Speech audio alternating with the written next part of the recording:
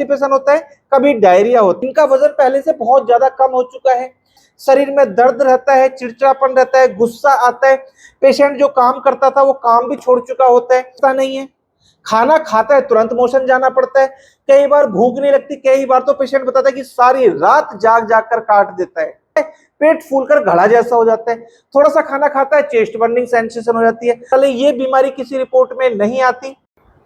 IBS, irritable bowel syndrome, ये large intestine का जो पार्ट्स है इसमें दिक्कत आती है, इसी को हम बोलते हैं आईबीएस, इरिटेबल बाउल सिंड्रोम हो जाना।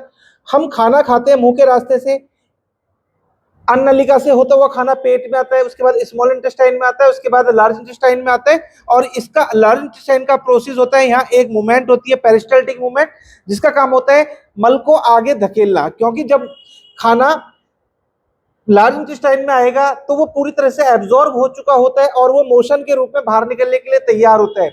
इसके अंदर जो पेरिस्टाल्टिक मूवमेंट है वो स्लो हो जाती है, उस मल को वो पुश नहीं कर पाती, वो धक्का नहीं दे पाती, और मल वहीं पड़ा पड़ा सड़ता रहता है, जिसके कारण से गैस, एसिडिटी, ब्लोटिंग, मरोड़, ऐंठन, चुभन ऐसे लक्षण आ जाते हैं, जिसके कारण से पेट में फुलाव हो जाता है। और आईबीएस हो जाता है तो पेशेंट बताता है कि उसको बहुत ज्यादा गैस बन रही है, बहुत ज्यादा एसिड बन रही है, और पूरा सिस्टम डिस्टर्ब हो जाता है। कई बार तो छाती में जलन होती है और चेस्ट बर्निंग सेंसेशन होती है, मुंह में सुबह जब पेशेंट उठता है खट्टा पानी जैसा महसूस होता है। आईबीएस को हम 3 कैटेगरी में काउंट करते हैं। आईबीएस से अल्टरनेट आईबीएस, पेशेंट को कभी कॉन्स्टिपेशन होता है, कभी डायरिया होता है। आईबीएस सी, पेशेंट को जब भी होगा कॉन्स्टिपेशन होगा। आईबीएस डी, पेशेंट को जब भी होगा डायरिया होगा, लूज मोशन होगा। पेशेंट ये नहीं समझ पाता कि उसको आईबीएस हुआ क्यों है।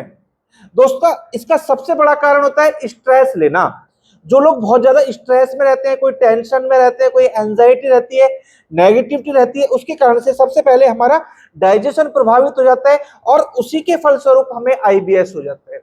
और आईबीएस जब हो जाता है तो पूरा सिस्टम डिस्टर्ब हो जाता है। पेशेंट बताता है, अभी जैसे मैं इन पेशेंट की बात कर रहा हूं, इनका वजन पहले से बहुत ज्यादा कम हो चुका है, नेगेटिविटी बहुत ज्यादा बढ़ चुकी है, काम करने का मन नहीं करता, शरीर में दर्द रहता है, चिड़चिड़ापन रहता है, गुस्सा आता है, पेशेंट जो काम करता था वो काम भी छोड़ चुका होता है। और सबसे बड़ी बात, पेशेंट कितने भी टेस्ट करा ले ये बीमारी किसी रिपोर्ट में नहीं आती। अभी तक कोई भी टेस्ट ऐसा नहीं है जिसमें यह कंफर्म हो पाए कि आपको आईबीएस हो गया है।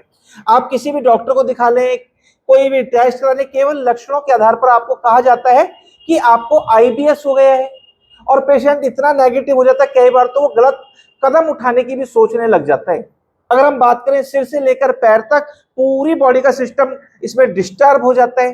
पेशेंट खाना चाहता है, थोड़ा सा खाना खाता है पेट फूलकर घड़ा जैसा हो जाता है, थोड़ा सा खाना खाता है चेस्ट बर्निंग सेंसेशन हो जाती है, थोड़ा सा खाना खाता है उल्टी जैसी फीलिंग्स आ जाती है।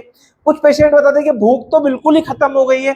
तो इसमें कभी भूख बहुत ज्यादा हो जाएगी, कभी भूख बहुत ज्यादा कम हो जाएगी। आप बाहर का खाना ज्यादा खाते हैं, आप फास्ट फूड खाते हैं, आप नेगेटिव बहुत ज्यादा रहते हैं, आप सोचते ज्यादा हैं, आपको कोई एंजाइटी है, डिप्रेशन है, इसको आपको त्यागना होगा। क्योंकि दोस्तों, आईबीएस होने का एक बहुत बड़ा कारण होता है अपनी कैपेसिटी से ज्यादा वजन उठाना। आज युवा वर्ग इस रोग से बहुत ज्यादा प्रभावित है और उसका एक बहुत बड़ा कारण होता है जिम जाना। घर का खाना खाना है, पौष्टिक खाना खाना है, फ्रूट्स खाएं, सैलेड खाएं, फाइबर वाली डाइट आपको लेनी है, आपका मल अच्छे से साफ होना चाहिए, नींद प्रॉपर लेनी है, स्ट्रेस लेवल है उसको त्यागना है। साथ में कुछ ट्रीटमेंट सिखाने वाला हूं, कुछ फिजिकल एक्सरसाइज सिखाऊंगा। ये एक्सरसाइज डेली करेंगे तो डेफिनेटली आपके पेट की समस्या हमेशा के लिए ठीक होगी, चाहे आपको आईबीएस कितना भी पुराना क्यों ना हो। पेशेंट को इस प्रकार से पैर उठाना, दोनों हाथों की ये स्थिति होनी चाहिए। ब्रीदिंग होल्ड करके रखना, जितनी देर आप रोक सकते हैं रोकना, जब आप ब्रीदिंग ना रोक सकें तो रिलैक्स हो जाना। ऐसा 5 से 7 बार करना। दोनों पैरों को इस प्रकार से पकड़ना, ब्रीदिंग होल्ड करके रखना, जब आप थक जाएं रिलैक्स हो जाना, 5 से 7 बार करना। ये स्थिति आपकी बननी है, जिधर पैर होंगे उसकी अपोजिट साइड में आपका फेस होना चाहिए। ब्रीदिंग होल्ड कर रखना, फिर अपोजिट साइड में करना। जब भी आसन करें ब्रीदिंग होल्ड करके करें, 5 से 7 बार करें। आगे से उठना है इस प्रकार से, ऊपर की ओर देखने का प्रयास करना, जितनी देर रोक सकते हैं ब्रीदिंग उतनी देर ब्रीदिंग को होल्ड करना, थक जाओ तो रिलैक्स करना, 5 से 7 बार करना। दोनों पैरों को इस प्रकार से पकड़ना है, ये धनुष के समान आपकी आकृति बननी चाहिए। ब्रीदिंग होल्ड करके रखना, जब थक जाओ तो रिलैक्स हो जाना, 5 से 7 बार करना। जब आप ये आसन करेंगे आपका डाइजेस्ट सिस्टम प्रभावित जो हो गया है वो प्रॉपर अपना वर्क करने लग जाएगा। वहां जो इंटेस्टाइन का फंक्शन डिस्टर्ब हो गया है वो ठीक रूप से अपना काम करने लग जाएगा। आपकी पाचन क्रिया बिल्कुल परफेक्ट हो जाएगी। आपको जो आईबीएस होता है, पेट में मरोड़, ऐंठन, चुभन होता है, वो ठीक हो जाएगा। लेकिन आपको रेगुलर बेसिस पर ये ट्रीटमेंट करना होगा। फिर भी कोई दिक्कत रहती है आप हमसे संपर्क कर सकते हैं, हमारे क्लिनिक पर विजिट कर सकते हैं। हम कुछ फिजिकल एक्सरसाइज कराते हैं, कुछ केमिकल ट्रीटमेंट देते हैं। और आपकी आईबीएस की समस्या कितनी भी पुरानी क्यों ना हो गई हो, आप लेडीज हैं, आप जेंट्स हैं, आपकी एज 18 वर्ष है, आपकी एज 50 वर्ष है, तो भी आप आईबीएस जैसी बीमारी से हमेशा के लिए छुटकारा पा सकते हैं। दोस्तों उम्मीद करता हूं वीडियो आपके लिए बहुत इंफॉर्मेटिव हो सकती है। दोस्तों आप अगर हमारी वीडियो को पहली बार देख रहे हैं, हमारे चैनल को सब्सक्राइब जरूर करें, वीडियो को अधिक से अधिक शेयर करें, वीडियो को लाइक करना ना भूलें और बेल आइकन बटन तो जरूर ही दबा लें, जिससे कि जो भी वीडियो फ्यूचर में बनाए उसका नोटिफिकेशन आपको मिलता रहे। धन्यवाद।